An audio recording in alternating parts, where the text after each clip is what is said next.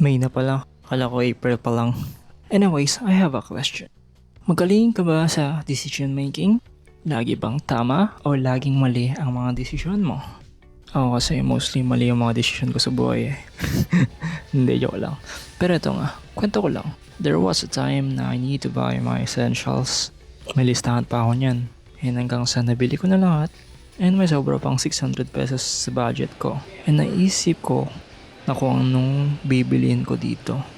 Yup, yan agad ang pumasok sa isip ko.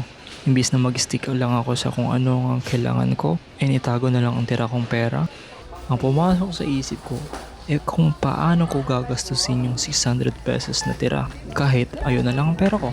And I ended up buying a paint latex. Yup, pintura para sa kwarto ko na last year ko pa nabili. Take note last year pa. And ngayon ko lang siya nagamit.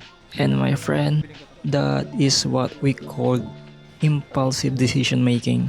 I never think twice before buying it. Hindi ko naisip kung magagamit ko ba siya agad or hindi. Nagamit ko naman siya.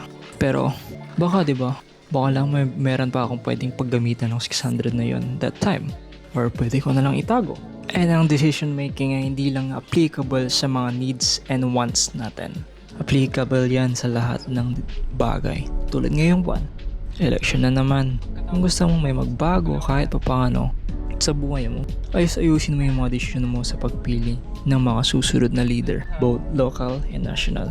Hindi porket nabigyan ka ng malaking ayuda, automatic na siya na agad ang iboboto mo. Hindi porket gwapo at maganda, siya na agad ang iboboto mo. Hindi porket sikat, siya na agad ang iboboto mo.